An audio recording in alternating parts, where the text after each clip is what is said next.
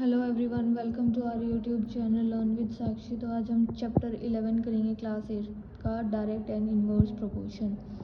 इस पूरे चैप्टर में 2 एक्सरसाइज हैं और इन दोनों में हमें एक एक्सरसाइज में डायरेक्ट और दूसरे में इनवर्स प्रोपोर्शन का जो कॉन्सेप्ट है वो देखना है कैसे होता है।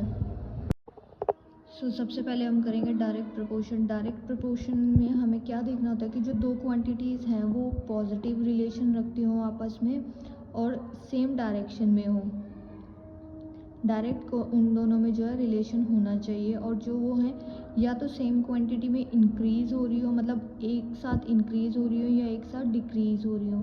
जैसे ये पहला एग्जांपल हमने लिया है कि एक्स को हमने लेट किया है मिल्क, 5 लीटर जो है हमारे पास मिल्क है, और वाई को हमने रुपीज़ में हमने जो है इसका उनके 5 लीटर जो हमारा मिल्क है 5 लीटर, उसका हमारा 5 लीटर के पैसे कितने होंगे, रुपीज़ कितने होंगे। तो यहाँ पे हम इसको ऐसे लिखते हैं, जो इसमें टेबल बनती है वो ऐसे बनती है। एक वेरिएबल हमारी एक चीज क्वांटिटी को शो करेगा, दूसरा वेरिएबल हमारी दूसरी क्वांटिटी को शो करेगा। तो जैसे एक्स को हमने लीटर में, लीटर डिनोट कर रहा है, जो हमारा एक्स है वो 5 लीटर है और उसके रुपीज़ जो है 100 रुपीज़ हैं, तो वो वाई डिनोट कर रहा है। तो इसमें अगर 5 किलो हमारा जो दूध है वो 100 रुपये में आ रहा है, तो 10 किलो हमारा दूध जो है वो 200 रुपये में आ रहा है। तो यहाँ पे जो क्वांटिटी ऑफ मिल्क है और जो रुपीज़ है वो दोनों ही बढ़ रहे हैं। इट मीन्स ये डायरेक्ट रिलेशन में है।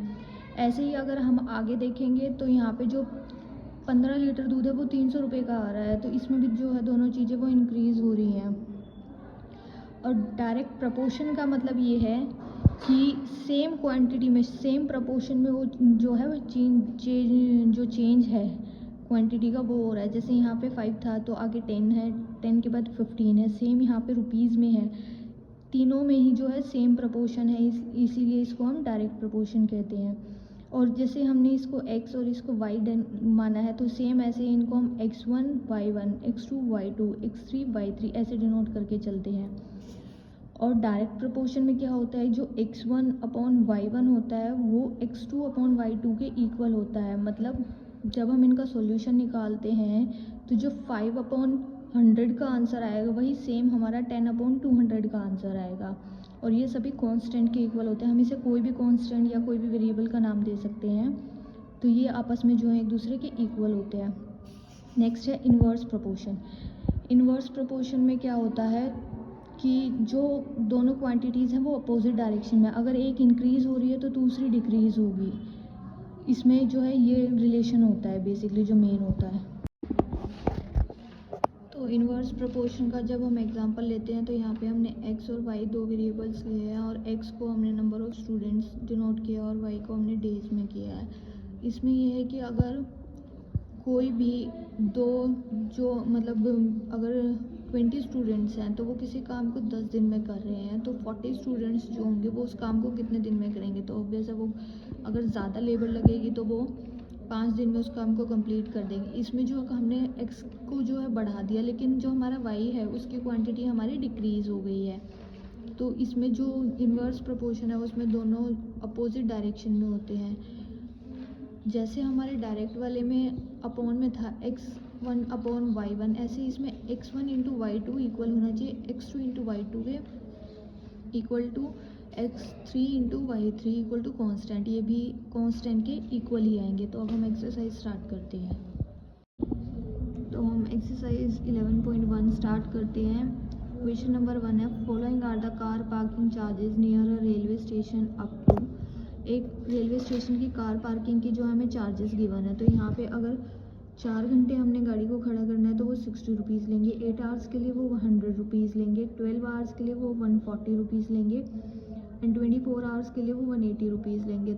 Check if the parking charges are in direct proportion to the parking time. हमें ये बताना है ये डायरेक्ट प्रोपोर्शन में है या नहीं है।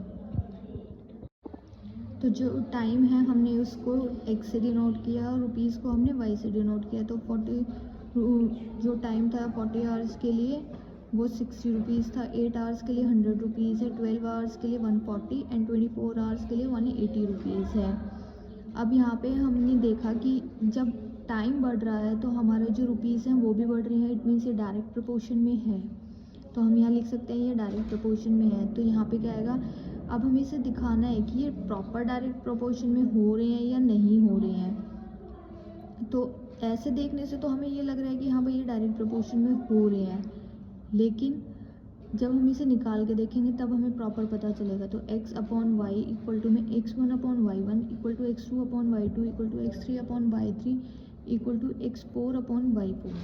तो यहाँ पे हम वैल्यूज़ पुट करेंगे x1 upon y1 equal to में, तो यहाँ पे जो है हमने x1 और y1 की वैल्यू पुट कर दी है 4 अपॉन 60। हम इसको कट करेंगे तो 1 अपॉन 15 आएगा। सेम हमें x2 अपॉन y2 वाली करनी है, इसमें हम 8 अपॉन 100 की वैल्यू पुट करेंगे, 8 upon 100 which is equal to 4 upon 50 which is equals to 2 upon 25। Next x3 upon y3 12 upon 140 equal to में 6 upon 70 which is equals to 3 upon 35। Fourth है x4 upon y4 which is equals to 24 upon 180 equal to 6 upon 25, और इसको हम cut करेंगे तो 2 upon 15 आएगा। तो हमें इन सभी पार्ट से ये पता चल रहा है कि इनमें जो डिफरेंस है वो प्रॉपर नहीं है। हमें दो से ही वैसे पता चल जाता कि दो में ही अगर हम देखते तो ये डायरेक्ट प्रोपोर्शन में नहीं हो रहा है, क्योंकि इनका जो आंसर आ रहा है वो डिफरेंट आ रहा है। हर एक का जो हम सॉल्यूशन निकाल रहे हैं वो डिफरेंट आ रहा है। क्वेश्चन नंबर 2 है, a mixture of paint is prepared by mixing 1 part of the red pigment and 8 parts of the base. एक हमें पेंट का मिक्सचर प्रिपेयर करना है जिसमें 1 पार्ट अगर हम रेड पिगमेंट की डाल रहे हैं तो 8 पार्ट्स हमें बेस के डालने हैं। In the following table find the parts of the base that need to be added. अब हमें ये कुछ डाटा गिवन है, इसमें हमें ये बताना है कि अगर हम एक पिगमेंट रेड डाल रहे हैं तो 8 पार्ट हमें बेस के डालने हैं। तो 4 पिगमेंट डालेंगे तो बेस कितना डलेगा, 7 रेड पिगमेंट होंगे तो कितना बेस होगा, 12 में कितना होगा, 20 में कितना होगा। तो हम इसको स्टार्ट करते हैं। अब हमें ये पता है अगर हमने एक रेड पिगमेंट लिया है तो उसमें 8 जो हमें बेस डालना है। अब अगर हम पिगमेंट की वैल्यू बढ़ा रहे हैं तो हमें पता चल रहा है कि हमें जो है ज़्यादा क्वांटिटी में बेस डालना होगा। तो ये डायरेक्ट प्रोपोर्शन का क्वेश्चन है। डायरेक्ट प्रोपोर्शन में x1 upon x2 equal to x2 upon y2 equal to x3 upon y3 equal to x4 upon y4। तो यहाँ पे हमें x1 अपॉन x2 की वैल्यू गिवन है, x1 upon x2 equal to में 4 upon y2 y2 की value हमें निकालनी है। तो इस y2 को हम इधर ले जाएंगे, क्रॉस मल्टीप्लिकेशन से इसको सॉल्व करेंगे। y2 इक्वल टू में 8 इंटू में 4 which is equals to 32। It means जो हमारे 4 वाली टर्म की आंसर आया वो आया है 32। यहाँ पे हम इस टेबल को ऐसे कंप्लीट करेंगे। नेक्स्ट है 1 upon 8 which is equal to 7 upon y3। Same cross multiplication करेंगे तो यहाँ पे आएगा y3 इक्वल टू में 8 7 ज़ा 56, मतलब 7 अगर हमने रेड पिगमेंट लिए हैं तो यहाँ पे 56 हमें बेस चाहिए। सेम 1 अपॉन 8 इक्वल टू में 12 अपॉन में y4 की वैल्यू आएगी हमारी 96। क्रॉस मल्टीप्लिकेशन करेंगे 8 को 12 से 96 आ गया। 1 अपॉन 8 इक्वल टू 20 अपॉन में y5 की वैल्यू हमारी 8 को 20 से मल्टीप्लाई करेंगे 160। तो मतलब यहाँ पे हमारा y4 था हमारा 96, यहाँ पे जो आएगा वो आएगा 96 और यहाँ पे हमारा जो आएगा 160 आएगा। तो इसलिए हमें पता चल रहा है कि जब हमने रेड पिगमेंट की जो वैल्यू बढ़ाई तो हमारा जो बेस है वो हर एक में इंक्रीज़ हो रहा है। तो ये हमने करके भी दिखा दिया है कि ये डायरेक्ट प्रोपोर्शन का क्वेश्चन है। क्वेश्चन नंबर 3 है, in question number 2 above if 1 part of the red pigment require 75 ml of base, how much red pigment should be mix with 1800 ml of base. अगर हमें क्वेश्चन नंबर 2 के according इसको करना है कि अगर हमें एक पार्ट हमने रेड पिगमेंट का लिया उसमें 75 ml बेस मिला रहे हैं, तो जब हमारे पास बेस इतना होगा तो उसमें रेड पिगमेंट हम कितनी मिलाएंगे, हमें ये बताना है। तो यहाँ पे हमने ये टेबल बना लिया है। पार्ट्स ऑफ रेड पिगमेंट अगर 1 है तो हमें बेस कितना मिलाना है 75 ml। अब हमें पता है बेस हमारा ज़्यादा हो रहा है, यहाँ से यहाँ क्वांटिटी ज़्यादा हो रही है तो रेड पिगमेंट की क्वांटिटी भी ज़्यादा होगी। तो जो हमें निकालना है हम उसे लेट कर लेंगे। Let part of the red pigment equal to x2। x2 और ये हमने बता दिया कि ये डायरेक्ट प्रोपोर्शन का क्वेश्चन है, दोनों ही क्वांटिटीज़ जो है वो इंक्रीज़ हो रही हैं। तो 1/75 इक्वल टू में x2, यहाँ पे जो है x2 आएगा क्योंकि हमें x2 की ही वैल्यू निकालनी है, तो हमारा जो x2 है वो लिखना है हमें। तो 1/75 इक्वल टू में x2 अपॉन में 1800, तो ये 75 क्रॉस मल्टीप्लाई हो जाएगा ऊपर, तो यहाँ पे आएगा 75x2 इक्वल टू में 1800। 75 को हम यहाँ नीचे डिवाइड में लेके आएंगे, x2 1800 अपॉन में 75, और इसको जब कट करेंगे तो इसका आंसर आएगा x2 का 24 वैल्यू आएगी। तो जो हमारा रेड पिगमेंट आएगा वो आएगा 24। नाउ क्वेश्चन नंबर 4 है, a machine in a soft drink factory fills 840 bottles in 6 hours. 840 bottles को जो है 6 आवर्स में फिल किया जाता है एक ड्रिंक फैक्ट्री में। How many bottles will be fill in 5 hours. 5 hours में हमें ये बताना है कितनी बॉटल्स को हम फिल कर सकते हैं। तो हमने यहाँ पे आवर्स लिए हैं और बॉटल लिए हैं। तो आवर्स जब हमारे 6 आवर्स थे तो हमारी 840 बॉटल फिल्स हो रही थी, लेकिन जब हमने यहाँ पे टाइम को ही कम कर दिया है तो हमारी जो बॉटल्स हैं वो भी कम फिल होंगी, तो मतलब दोनों डिक्रीज़ हो रही हैं क्वांटिटीज़। तो ये डायरेक्ट प्रोपोर्शन का क्वेश्चन है और हम लेट करके चल रहे हैं कि 5 आवर्स में हम कितनी बॉटल्स को फिल कर सकते हैं, वो y2 के इक्वल लिया है हमने। तो x1 upon y1 equal to x2 upon y2। तो x1 y1 हमारे पास है 6 अपॉन में 840 which is equals to 5 upon में y2। क्रॉस मल्टीप्लिकेशन करेंगे y6 y2 इक्वल टू में 5 इंटू में 840। अभी 6 को हम यहाँ पे नीचे डिनोमिनेटर में ले आएंगे और ये डायरेक्ट इससे कट जाएगा 846 से, तो यहाँ पे जो y2 की वैल्यू आएगी वो आएगी 700। तो मतलब कि जो हमारे ये बॉटल्स फिल होंगी वो 700 फिल होंगी 5 आवर्स में। क्वेश्चन नंबर 5 है, a photograph of a bacteria enlarge 50,000 times attained a length of 5 centimeter as shown in the figure।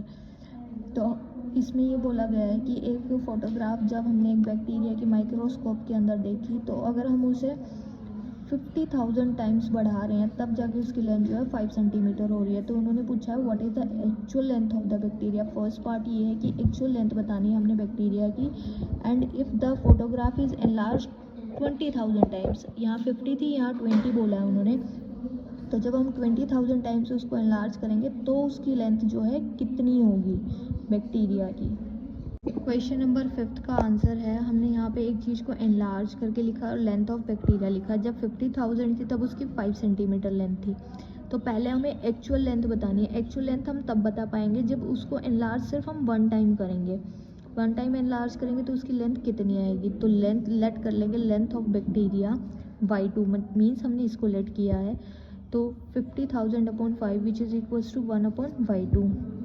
Cross multiply करेंगे 50,000 y2 इक्वल टू में 5, y2 को यहाँ रखेंगे 5 अपॉन में 50,000 एंड 50 y2 इक्वल टू में 1 upon में ये कट जाएगा, तो यहाँ पे 10,000 आएगा। 10,000 पे यहाँ पे क्या आएगा, हम इसको जब स्टैंडर्ड फॉर्म में लिखेंगे तो यहाँ पे 1 इंटू में 10⁻⁻⁴, ये हमने लास्ट चैप्टर जो किया था उसमें भी हमें सीखा था कि हम इसको कैसे लिखते हैं। यहाँ 4 ज़ीरोज़ हैं और हम इसको रेसिप्रोकल कर रहे हैं, तो ये ऊपर जाके पावर जो है नेगेटिव में आ जाएगी। तो बैक्टीरिया की जो एक्चुअल लेंथ आई है वो आई है 1 इंटू में 10⁻⁻⁴ सेंटीमीटर। नेक्स्ट पार्ट हमसे पूछा था जब हम उसे 20,000 टाइम्स एनलार्ज कर देंगे तो उसकी वैल्यू कितनी आएगी। तो लेंथ ऑफ बैक्टीरिया हमने लेट कर ली y3, 50,000 upon y which is equals to 20,000 upon y3। तो 50,000 y3 इक्वल टू में 20,000 इंटू में 5, ये क्रॉस मल्टीप्लिकेशन किया हमने, तो यहाँ पे y3 की वैल्यू आएगी 20,000 अपॉन इंटू में 5 अपॉन 50,000। तो इसको जब हम कट करेंगे तो सारे का आंसर आएगा हमारा y3 का जो आंसर आएगा वो आएगा 2 सेंटीमीटर जो है उसकी लेंथ जो है वो एनलार्ज हो जाएगी। क्वेश्चन नंबर 6 है, in a model of a ship the mast is 9 centimetre height while the mast of the actual ship is 12 metre height. If the length of the ship is 28, how long is the model ship. अब हमें एक model ship दी है और एक हमें सिर्फ उसका demo दिया है कि भाई एक की हाइट इतनी है, जो डेमो वाला है उसकी हाइट 9 सेंटीमीटर है तो एक्चुअल वाले की 12 मीटर है। तो हमें यहाँ पे यूनिट्स का ध्यान रखना है, ये 9 मीटर में सेंटीमीटर में गिवन है और ये 12 जो है हमें मीटर में गिवन है, तो हमें इन दोनों को एक ही उसमें लिखना है। अब यहाँ पे द लेंथ उन्होंने बोला है कि अगर शिप की एक जो लेंथ है एक्चुअल लेंथ वो 28 मीटर हम कर दे तो मॉडल की कितनी हाइट हो जाएगी। तो ये हमें पता है कि जब 9 है तो वो 12 है, लेकिन 28 होगी तो हमारी उसकी इंक्रीज होगी, तो ये डायरेक्ट प्रोपोर्शन का क्वेश्चन है। नाउ आंसर है length of the model ship को हमने लिया है 9 and actual length of the ship है 12। तो अब हमें ये बताना है कि जो एक्चुअल लेंथ है हमारी शिप की 28 गिवन है, तो हमारी मॉडल की कितनी आएगी। तो लेट कर लेंगे हम मॉडल शिप को x2। डायरेक्ट प्रोपोर्शन का क्वेश्चन है, तो 9 अपॉन में 12 इक्वल टू में x2 अपॉन 28। तो 9 इंटू में 28 which is equals to 12 into में x2। तो यहाँ x2 की वैल्यू निकालेंगे हम, तो ये जो 9 यहाँ पे x2 की वैल्यू निकालेंगे तो 9 इंटू में 28 अपॉन में जो है 12 आएगा, तो इसका आंसर आएगा हमारा x2 का 21। ये यहाँ पे x2 का वैल्यू जो आएगी हमारी वो आएगी 21 सेंटीमीटर। क्वेश्चन नंबर 7 है suppose 2 kg of the sugar contain 9 into 10⁶ crystals. 2 kilo sugar में हमारे इतने क्रिस्टल्स हैं, तो how many sugars are there. जब हमारे पास 5 किलो शुगर होगी तो कितने क्रिस्टल्स होंगे, और 1.2 kg शुगर होगी तो हमारे पास कितने क्रिस्टल्स होंगे। इसमें हमें 2 पार्ट पूछे गए हैं। क्वेश्चन नंबर 7 का आंसर है वेट ऑफ द शुगर हमने लिया है x और नंबर ऑफ द क्रिस्टल्स हमने लिए हैं y।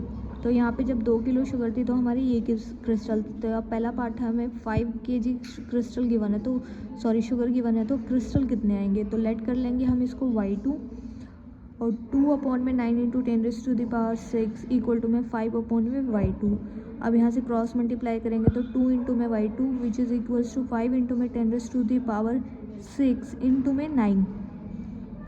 यहाँ से इस 2 को भी हम अपॉन में ले जाएंगे तो y2 इक्वल टू में 5 इंटू में 10⁵ इंटू में 9 इंटू में 10⁶ अपॉन 2।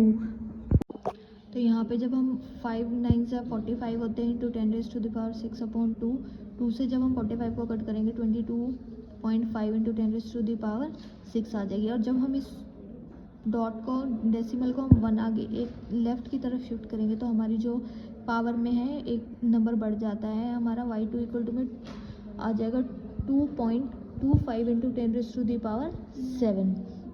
और बी पार्ट में हमसे पूछा गया था कि जब क्रिस्टल जो शुगर होगी वो 1.2 kg होगी तो कितना होगा। तो हम उसको लेट करके चलेंगे y3।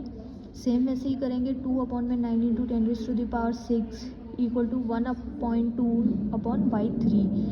तो यहाँ पे ये क्रॉस मल्टीप्लाई करेंगे तो 2 into y3 which is equals to 1.2 into 10⁹ into 10⁶। तो यहाँ y3 की वैल्यू निकालेंगे। y3 के लिए 2 जो है अपॉन में आ जाएगा और इसका जो हम आंसर निकल रहा है y3 का जो आंसर आएगा 5.4 इंटू 10⁶ से इसका आंसर आएगा। Rashmi has a road map with scale 1 centimetre representing 80 kilometre. Rashmi के पास एक स्केल है, मैप है, रोड मैप जो कि 1 सेंटीमीटर जो है रिप्रेजेंट कर रहा है हमारा 18 किलोमीटर को। She drive on a road of और 72 किलोमीटर। अब उसने 72 किलोमीटर के लिए जो है रोड पे ड्राइव की है। What would be the distance covered in the map. अब उसने जो डिस्टेंस कितना कवर किया मैप में हमने वो बताना है। Now distance on the map और एक्चुअल डिस्टेंस हमें ये दो चीज़ गिवन है, तो हमें 1/18 मतलब हमें जो डिस्टेंस मैप पे 1 सेंटीमीटर गिवन है तो वो 80 किलोमीटर कवर कर रही है। तो हमें x2 निकालना है। जब हमें 72 जो है डिस्टेंस कवर कर चुकी है तो मैप में हमारा कितना आएगा हमें वो बताना है। तो ये लेट कर लेंगे हम, let distance on map x2। Direct proportion का क्वेश्चन है तो 1/18 इक्वल टू में x2 अपॉन 72। तो 18x2 इक्वल टू में 72 और x2 ये 18 जो है डिवाइड में आ जाएगा 72/18 और इसका आंसर जो आएगा वो 4 आएगा। क्वेश्चन नंबर 9 है a 5 metre 60 centimetre height vertical pole cast a shadow of 3 metre 20 centimetre long. एक पोल की हमें हाइट गिवन है, वो जब पोल है उसकी जो शेडो बनती है वो इतनी बनती है। Find the same time the length of the shadow casted by the pole when the height is this and the height of the pole when the shadow is this. अब हमें इसमें दो चीज़ गिवन है, एक हाइट ऑफ द पोल और shadow. जब height इतनी है तो शेडो इतनी बन रही है। अब उन्होंने फर्स्ट पार्ट पूछा है कि जब अगर हमारे पास हाइट इतनी होगी, मतलब हाइट इतनी होगी पोल की, तो शेडो कितनी बनेगी, और जब शेडो इतनी होगी तो हाइट कितनी बनेगी। नाउ आंसर है फर्स्ट पार्ट करेंगे हम।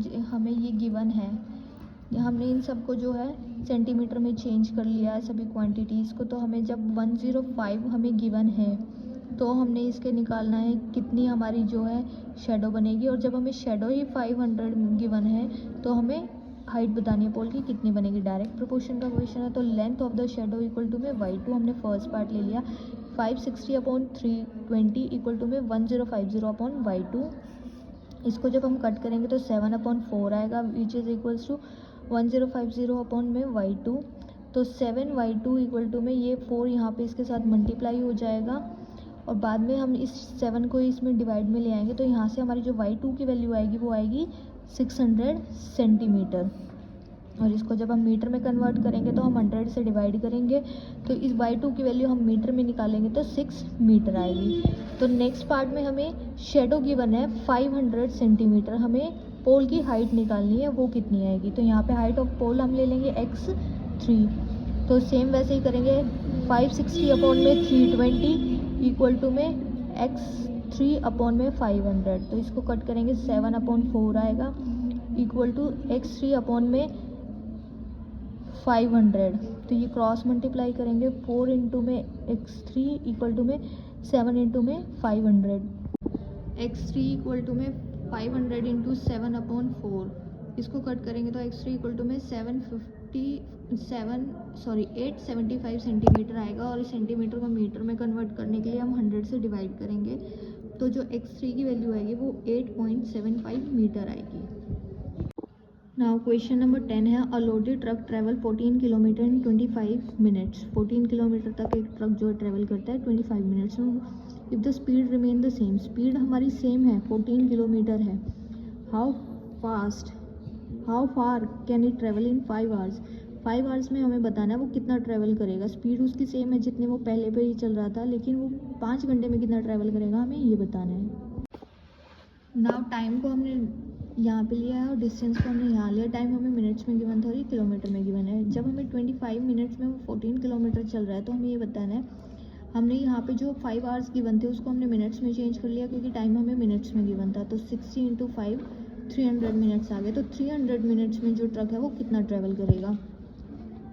Late the distance will be y2, 25/14 equal to में 300/y2। तो 25/2 इक्वल टू में 14 इंटू में 300, और 25 यहाँ से यहाँ पर ये 25 नहीं आएगा, ये हम इसके अपॉन में लेके जा चुके हैं। तो यहाँ पे y2 इक्वल टू में 14 इंटू 300/25, और इसका आंसर जो आएगा वो 168 आएगा। तो इसी के साथ हमारी एक्सरसाइज 11.1 कंप्लीट होती है। मिलते हैं नेक्स्ट एक्सरसाइज में। अगर आपको मेरी वीडियोस अच्छी लगी तो प्लीज़ लाइक शेयर कमेंट ज़रूर करना। Thank you.